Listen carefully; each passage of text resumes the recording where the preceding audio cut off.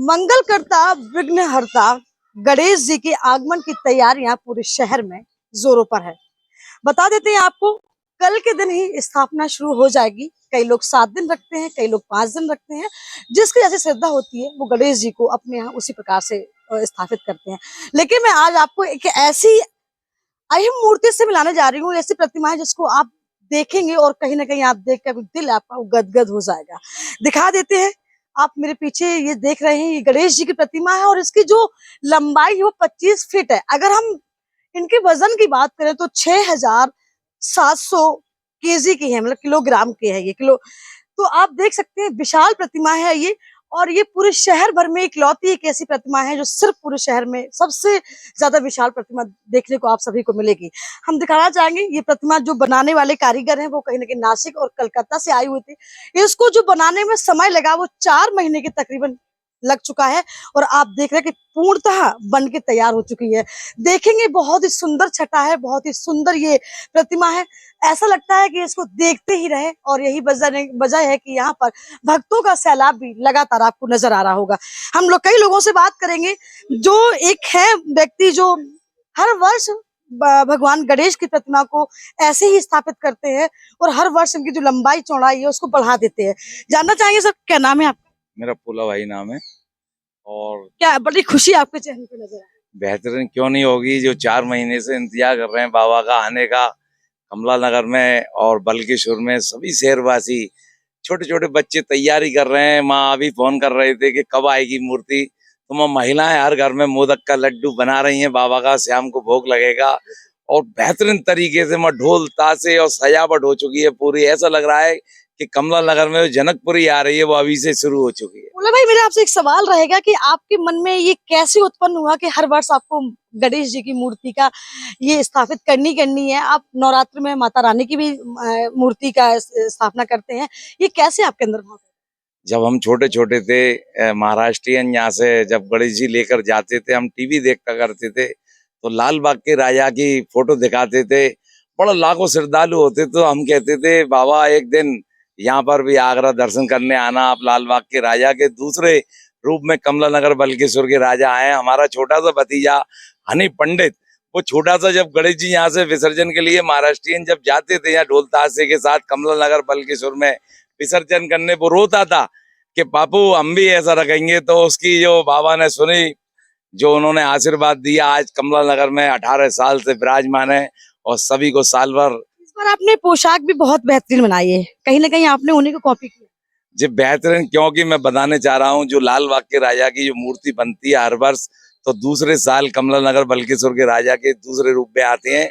आप देखेंगे वही फोटो जो पिछली बार लाल बाग के राजा मुंबई के बने थे, वो अब की बार कमला नगर बल्केश्वर के राजा। अपने दर्शकों को बताना चाहेंगे जो छवि आप जो प्रतिमा देख रहे हैं कहीं ना कहीं लाल बाग के जो राजा है, लेकिन आप इनको गणेश जी के रूप में देख रहे हैं। गणेश जी है लेकिन कहीं ना कहीं बल्केश्वर का राजा भी इनको कहा जाता है, क्योंकि हर वर्ष बल्केश्वर में ही इनको स्थापित किया जाता है और भक्तों का सैलाब देखने को लगातार आपको नजर आ जाएगा। लेकिन सबसे बड़ी बात यह है कि पूरे शहर भर में सबसे बड़ी प्रतिमा है ये, और इसको देखने के लिए लोग जगह जगह से आते हैं। यहाँ भी आप देखिए तमाम बच्चे हैं, बुजुर्ग हैं, जवान है, युवा है, सभी लोगों से बात करना चाहूंगी। धीमे, आप समय थोड़ा सा कम है, बहुत कम उसमें, क्या कहना चाहेंगे?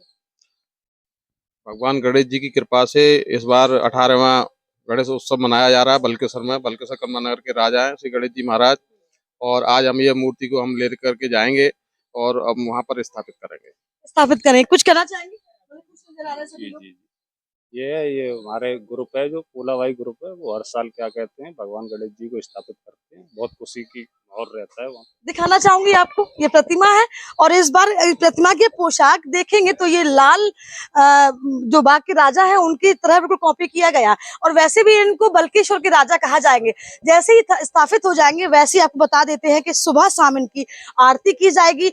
मोदक से इनको भोग लगाया जाएगा, क्योंकि आप लोग जानते हैं गणेश जी को मोदक बहुत ही प्रिय है, बहुत ही प्यारे हैं। इसीलिए उस बल्केश्वर के अंदर घर घर में मोदक बनाए जा रहे हैं। महिलाओं के अंदर उत्साह नजर आ रहा है।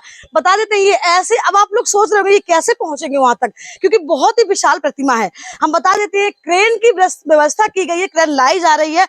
और चूंकि बड़ी प्रतिमा है, जो आकार है बहुत बड़ा है, इसलिए रूट डायवर्जन भी किया गया है। मेट्रो की वजह से पूरे शहर में मेट्रो की लाइन फैली, इसलिए इनका रूट डायवर्जन भी किया गया ताकि सही सलामत किसी प्रकार से कोई टूट फूट ना हो और सही तरीके से अपने स्थान पर जाके स्थापित हो जाए।